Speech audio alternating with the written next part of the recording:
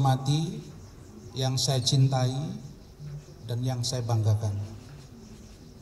Terima kasih cetak dan elektronik. Sejak tahun 2015 saya menjadi lawyer dan menangani tidak lebih dari 11 kasus yang viral.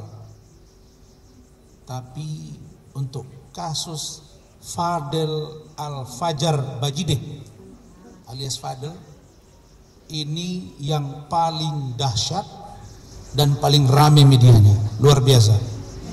Dan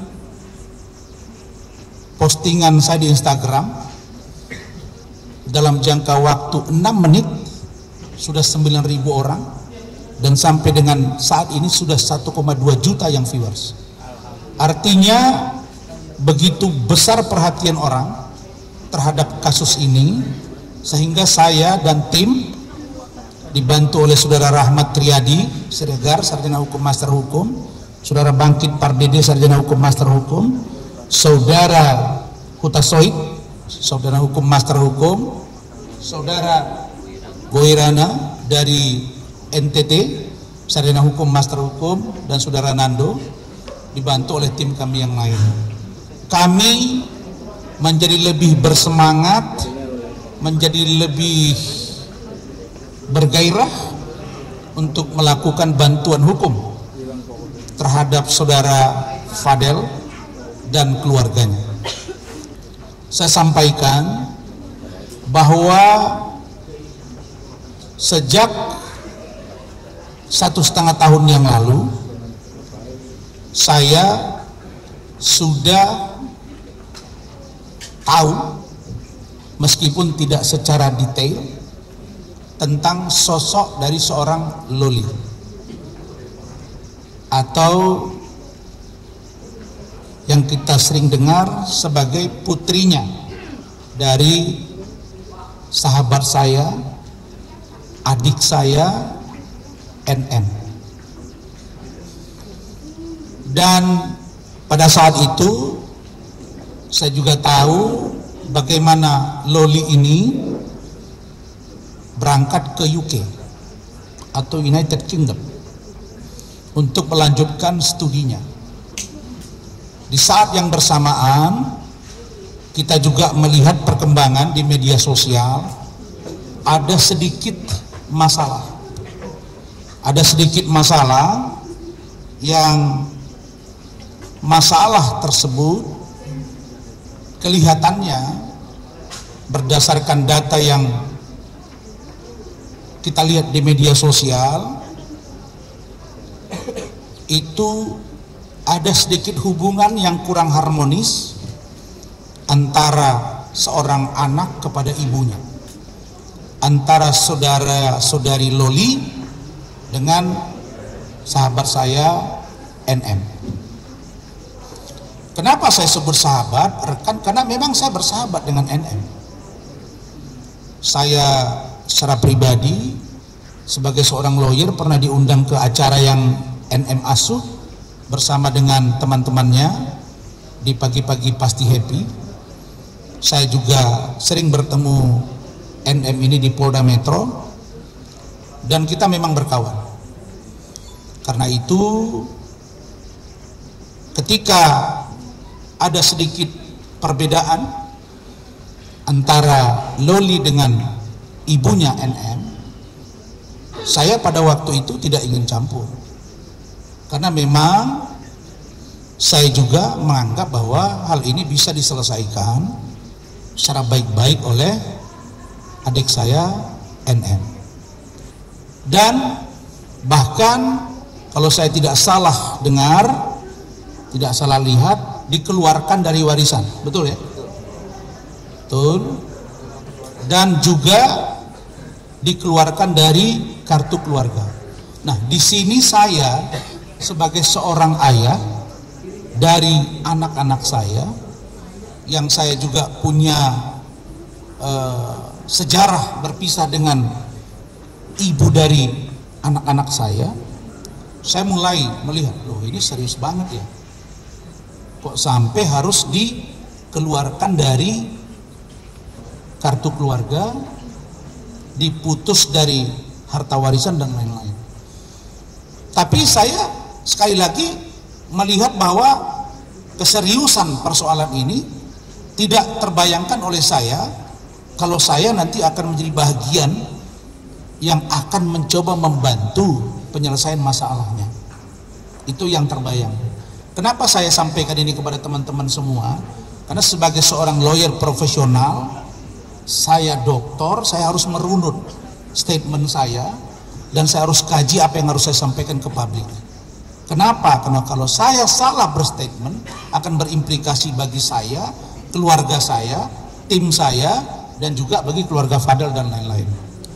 Saudara-saudara, setelah berlanjut persoalan yang ada di UK, belakangan mulai muncul dari media sosial bahwa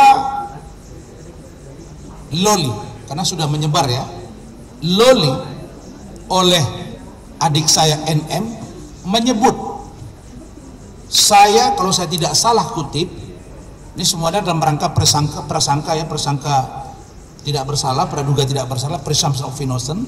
Kalau saya tidak salah, NM mengatakan bahwa gua tahu lu itu sudah hamil, betul ya, begitu ya.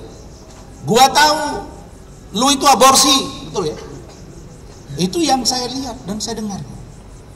Saya melihat makin ngeri lagi saya. Waduh, sampai segininya gitu. Kemarin dikeluarkan dari kakak, tidak dianggap anak, tidak dapat warisan, sekarang aborsi, terus tahu dia semua. Nah, ini saya kebayang ini anak dengan ibunya ini apa masih mungkin baik apa enggak gitu. Nah, baru kemudian tanpa saya duga kemarin sore, karena tadi saya datang ke Polres Jakarta Selatan menangani klien yang baru pulang dari Eropa dan akan berangkat ke China, saya kumpul berkas, saya rapat di rumah dengan tim saya, dengan Rahmat. Saya dikontak oleh saudara Bangkit Pardede.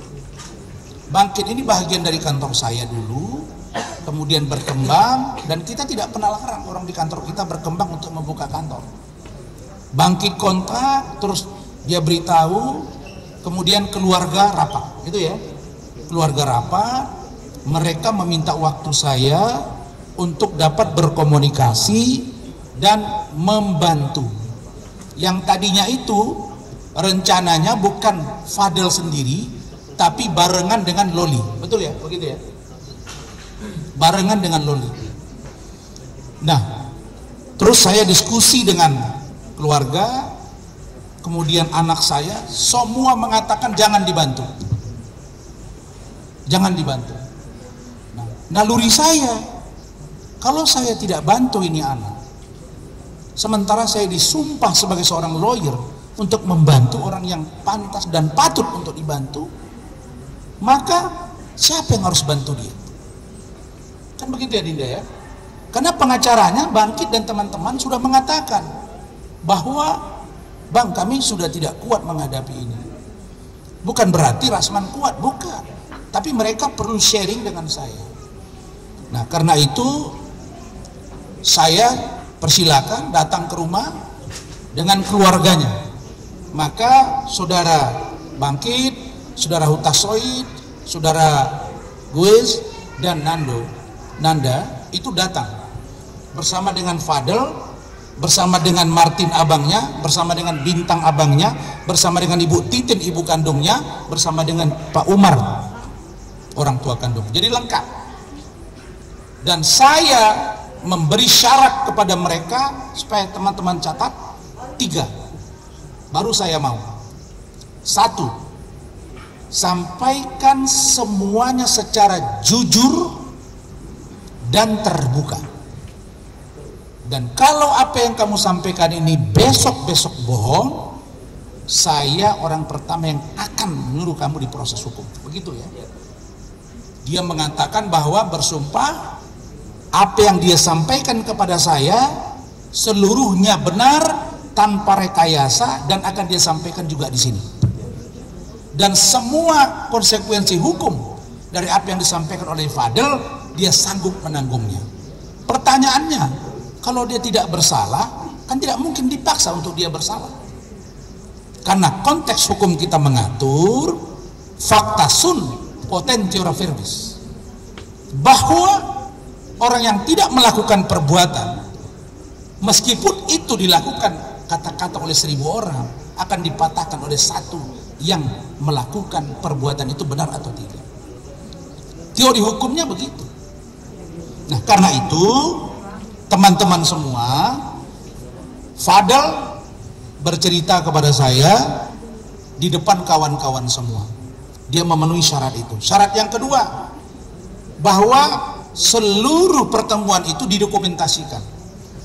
Jujur, saya tidak mau terjadi seperti iklim hakim. Di sini juga preskon, hadir, tanda tangan kuasa, belakangan bilang tidak tanda tangan kuasa.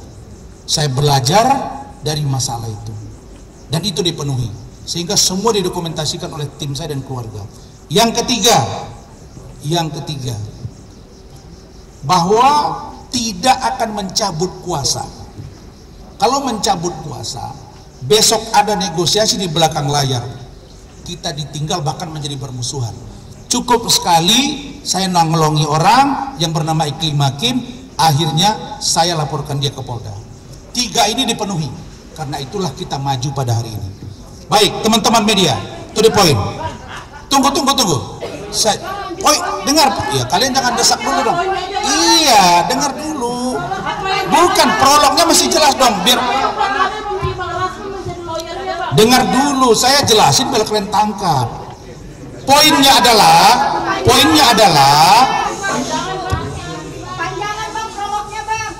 kalian ajarin saya harus tolong saya juga 12 tahun wartawan. Dengar dulu, saya harus membingkai kata-kata saya untuk melindungi saya dari hukum. Harus pahami itu. Ya. Jadi saya ingin menyampaikan satu, bahwa saudara Fadel tadi malam resmi memberikan kuasa terkait dengan laporan polisi adik saya artis NM di Polres Metro Jakarta Selatan. Laporan tersebut adalah dalam dugaan melakukan dan atau menyuruh melakukan aborsi. Yang kedua, dalam dugaan memaksa dan atau melakukan persetubuhan dan atau melakukan pencabulan dan kekerasan. 2 ini, betul? Yang kalian tahu 2 kan? Betul ya? Nah, 2 ini, saudara-saudara, ini bukan perkara yang ringan. Kalau dilaporkan saudara Fadel dalam dugaan melakukan pencabulan dan atau kekerasan terhadap anak di bawah umur, pertanyaannya, bagaimana cara membuktikannya? Ini bukan perkara yang ringan. Jadi kalau ada bahasa dari adik saya NM yang mengatakan, saya pastikan bahwa Fadel dan keluarganya akan masuk penjara, saya bingung. Karena menurut saya, yang berhak mengatakan dan menyatakan orang masuk penjara adalah hakim, bukan aktor, bukan artis, bukan lawyer, bukan polisi, dan bukan jaksa. Saya nggak ngerti maksud dari kata-kata NM ini. Saya nggak mau sebut inisial yang terlalu panjang. Kok NM seberani itu mengatakan? Apakah hukum sudah dia atur-atur? Saya pastikan, karena saya orang yang berkecimpung dan kalian semua tahu saya pendukung Polri dalam penegakan hukum, penegakan hukum.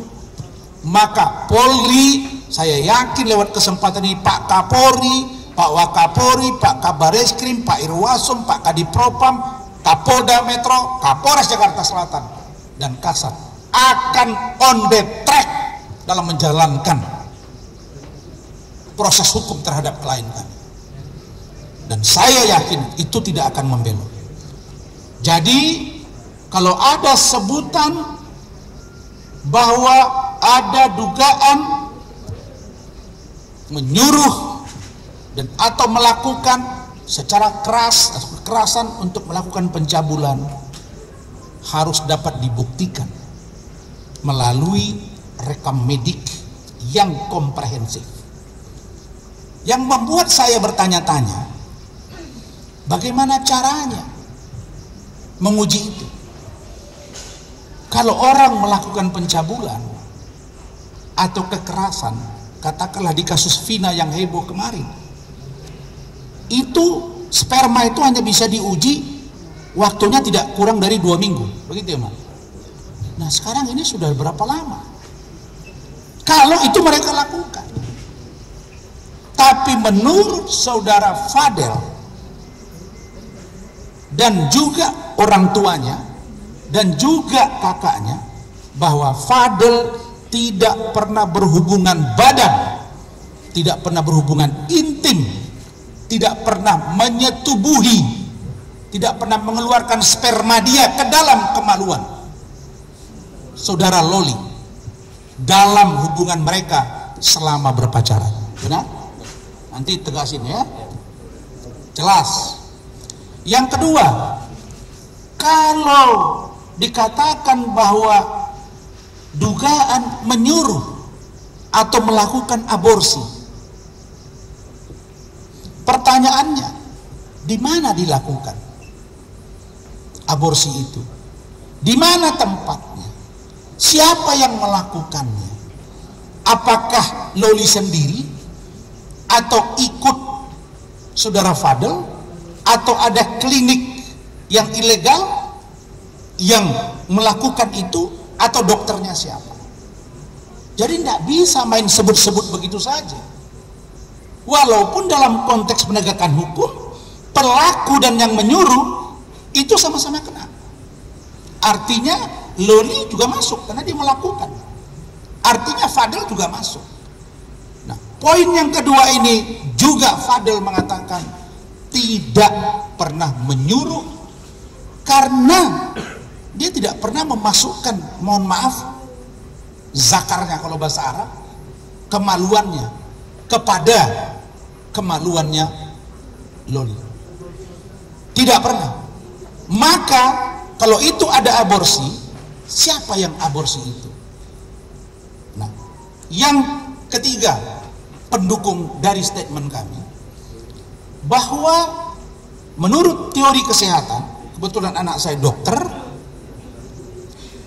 saya tanya, bagaimana dengan memeriksa rahim seseorang? Kalau rahim seseorang dilakukan aborsi atau dikuret, diperiksa dengan tespek, itu 1 bulan atau 30 hari pasti masih positif. Sekarang pertanyaannya, kapan diperiksa dia positif?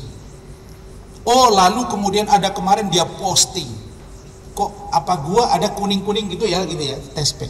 Itulah polosnya dia. Nah, tapi bagaimana dengan hubungan mereka selama ini?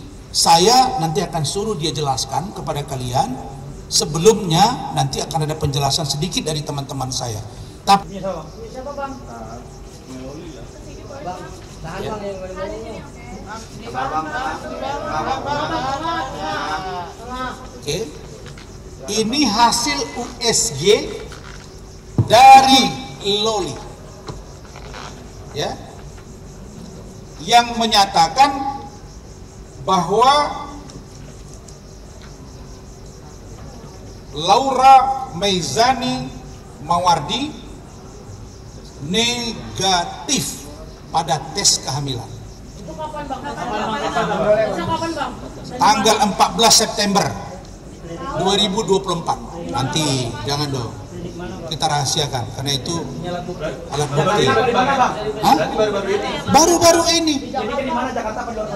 Jakarta. Dan itu akan jadi barang bukti kami di pemeriksaan. Jadi data kita valid, data kita kuat. Nah, karena itu secara singkat saya minta Fadel datang ke saya bersama tim saya, bukan saya yang datang ke Fadel. Itu juga jangan nanti jadi salah sangka juga. Oke. Dan yang kedua, pertama datang Fadel ke saya dengan tim juga. Ini kita dasari dulu pertama dari rasa kemanusiaan. Yang pertama saya tegaskan ke Fadel, itu kan ada dugaan laporan terhadap Fadel yang dilaporkan oleh NM di Polres Metro Jakarta Selatan terkait Undang-Undang Perlindungan Anak dan Undang-Undang Kesehatan, yaitu tentang pencabulan dan menyuruh atau melakukan aborsi. Di situ saya pertegas kepada Fadel, kamu jujur, kamu pernah nggak melakukan persetubuhan atau hubungan intim dengan Loli? Dia menjawab tidak pernah saya lakukan.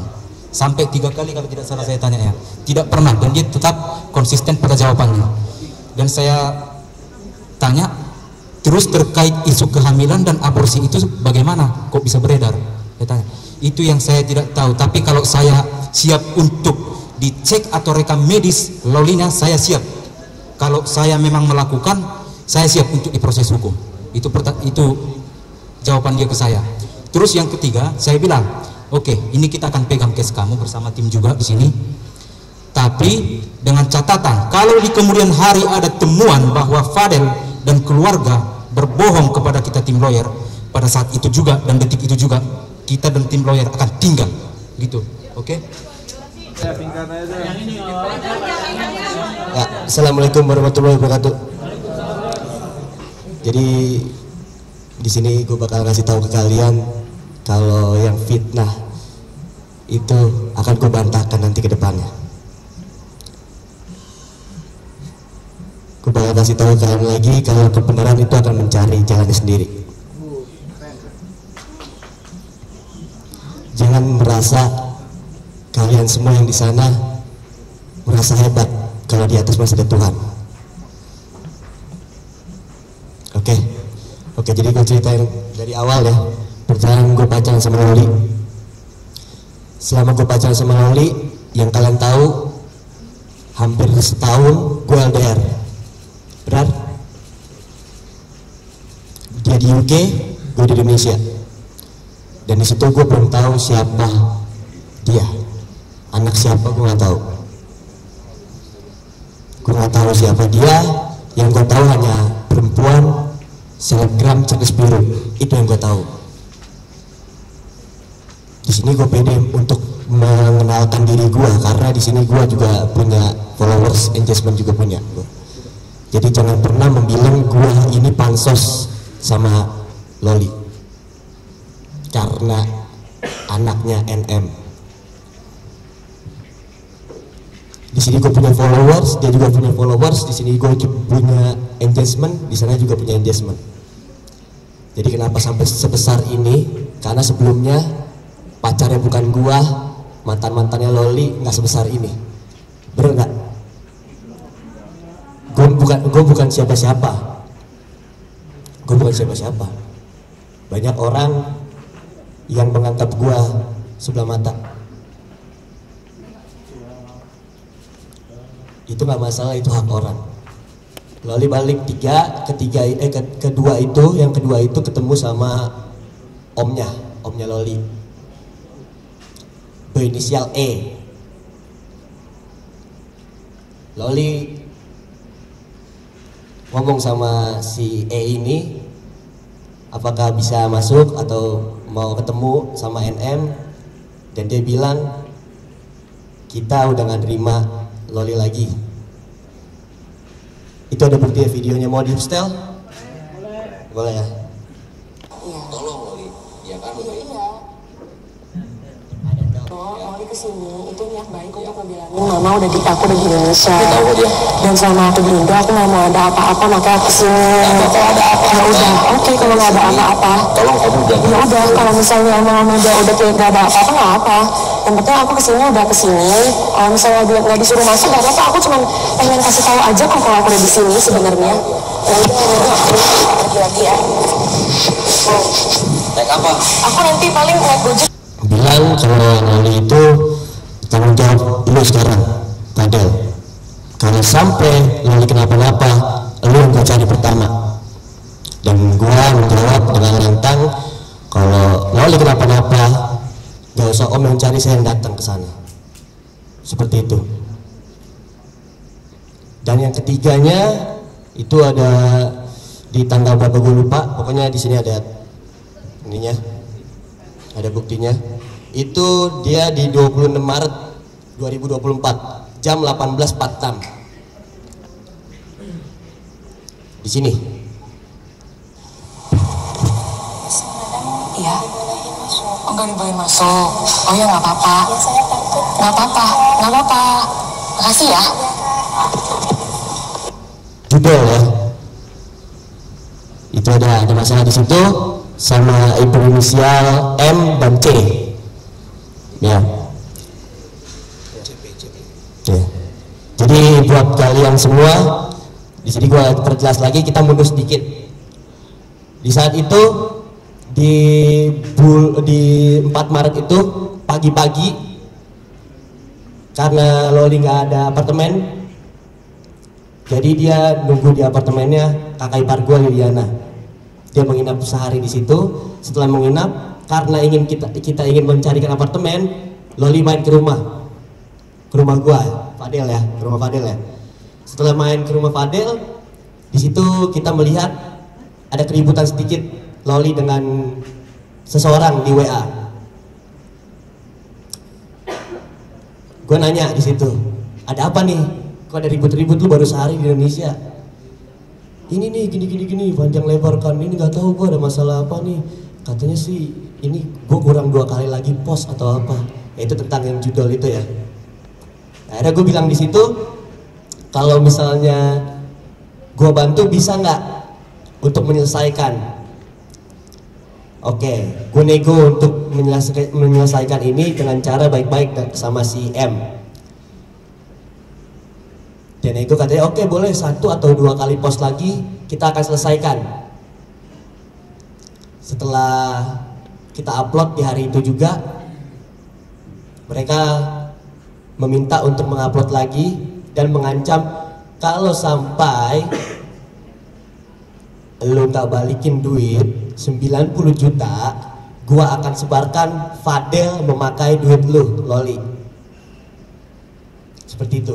Itu dari si M. Ya.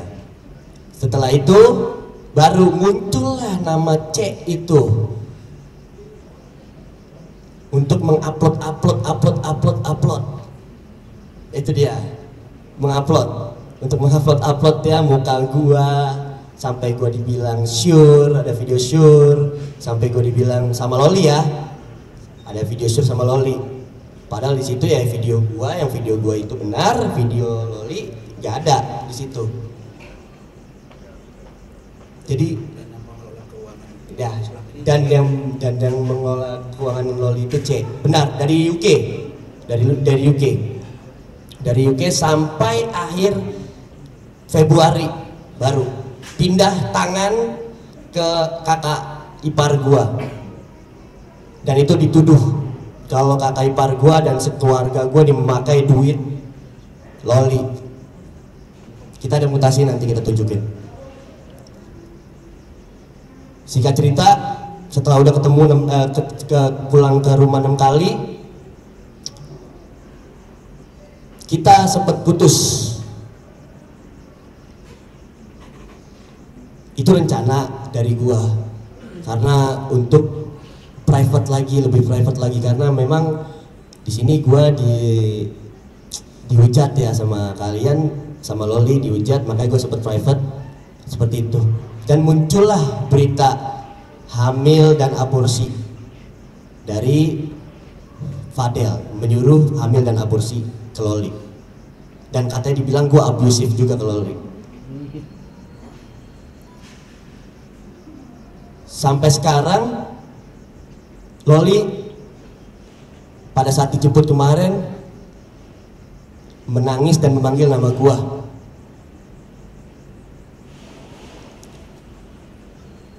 Jujur, gue sedih di situ melihat Loli dijemput seperti itu, gue sedih.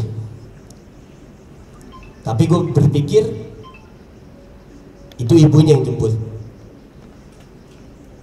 Ya gue nggak tahu kalau buat dari hukum seperti apa, tapi kalau dari mata kepala gue yang jemput itu ibunya, ya gue nggak masalah. Gue nggak bisa menahan dia karena di sini gue baru pacar. Itu yang membuat gue sedih. Makanya sampai sekarang gue masih kebayang teriakan-teriakan dia di video-video mereka. Makanya di sini gue bakal kasih tahu kebenarannya agar kalian jangan pernah menyalahkan kita terus atau nge-blaming kita terus. Ya, agak lewat ya itu ya. Oke. Jadi gue bakal kasih tahu, gue pastikan gue sama Loli tidak pernah tidur bareng, tidak pernah berhubungan intim, dan tidak pernah menghamili, apalagi aborsi. Itu gue bisa tanggung jawab. Dan kalau memang terbukti ada hamil dan aborsi, gue yang akan masuk ke dalam penjara itu sendiri.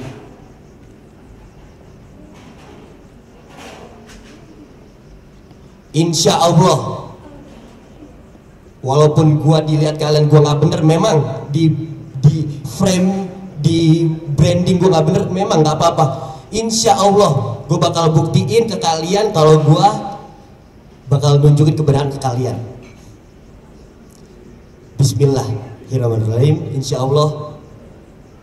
Kamu buat Loli apa? Ya, yang kalian lihat gua nangis itu bukan gua takut di penjara, tapi gua kesian ngeliat Loli diginiin. Ini pesan buat kamu sayang. Pesan buat kamu. Kamu gak punya HP kan di sana? Ditahan HP-nya. Aku bakal berjuang di sini ngasih tahu kebenaran untuk kita.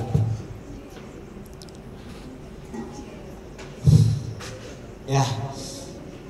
Tepuk tangan. Jodoh. Ya. Buat kalian, ya. Buat kalian. Jodoh gak akan kemana. Jodoh di tangan Tuhan. Kan katanya di sini juga meras bahwa dibilang dia ini orang susah. Betul dia orang susah, tapi tidak boleh kita selalu menghina gitu loh. Silakan cepat. Ini saudara Martin Bajide, abang kandungnya. Silakan berdiri aja. Bantahan soal dari pihak NM dan C, terutama pihak C yang mengklaim bahwa kami, khususnya Fadel, memakai atau memoroti sampai senilai 400 juta. Itu tidak benar. Saya bantahkan tidak benar dan tidak ada sampai uang masuk 400 juta. Nah ini saya kebetulan print semuanya, mutasi rekening atas nama istri saya yang dipakai untuk perantara antara C dan Loli, yang mana diduga itu yang tahu uang judul ya. Jadi totalnya itu yang diklaim 400 juta, tapi yang masuk ini untuk mutasinya saya rangkum di bulan Februari. Di bulan Februari tahun 2024, Februari 2024, sorry. Februari 2024 tanggal 26 uang masuk dari C itu 5.719.182 rupiah. Terus tanggal 26 juga itu masuk 398.433 rupiah. Tanggal 26 juga masuk juga 10 juta. Itu yang uang masuk saya ceritakan ya. Di bulan Maret tanggal 1 2024 tanggal 1 bulan Maret 2024 itu 40 juta, tanggal 2 Maret itu 63 juta, tanggal 2 di hari itu juga istri saya mentransfer kembali. Nah ini yang tidak, yang perlu disampaikan. Ya, yang saya perlu sampaikan. Tanggal 2 Maret 2024 istri saya mentransfer kembali atas permintaan Loli dari obrolan koordinasi dari C. Ya. Yang selama ini tidak terungkap. Karena di situ saya lihat setiap klaim dia 400 juta atau sekian ada transferan saya nggak tahu itu transfernya dari mutasi yang mana ya.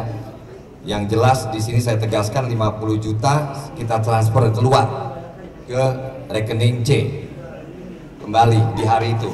Jadi saat tanggal 2 itu saat dia mentransfer 63 juta kita transfer keluar, kita terima 63 juta, kita transfer keluar dengan permintaan dari Loli sendiri atas obrolan dari C 50 juta.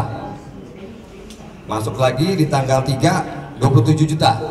Itu saya nggak tahu itu maksudnya apa, keluar masuk seperti itu yang lebih paham mungkin Loli sama C, karena dari kita cuma via apa ya, kayak perantara lah, titip. Itu di tanggal 3 ya, dari tanggal 3 Maret 27 juta yang tadi saya masuk. Paling itu aja yang saya sampaikan.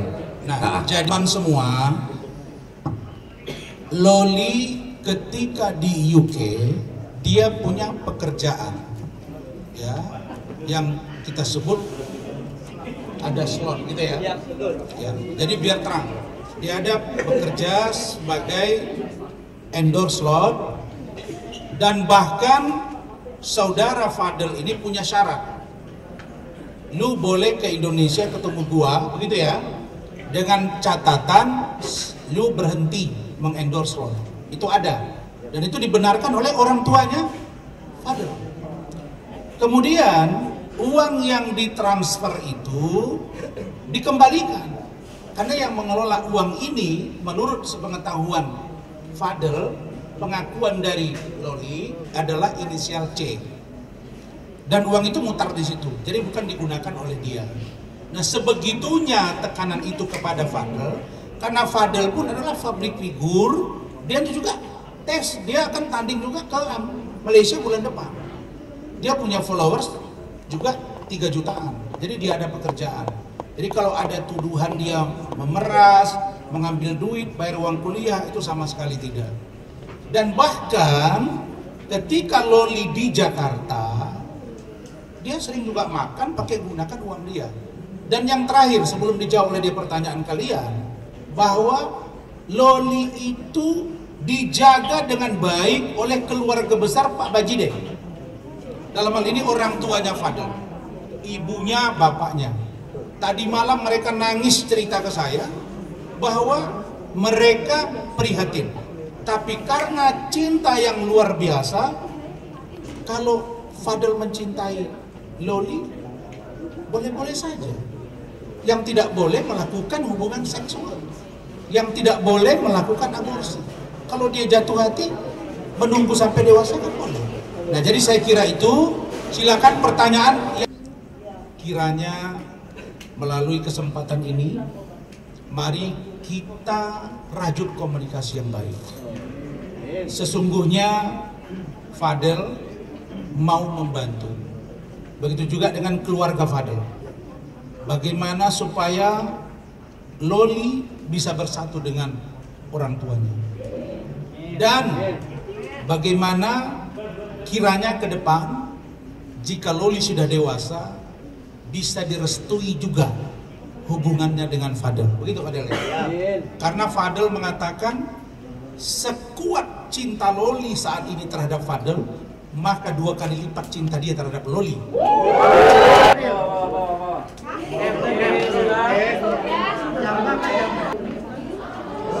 Arif sama si Rijal ketemu saya ya. Ya itu banyak terus. Yang ditunggu minta doain aja. Buat Loli, I love you sayang.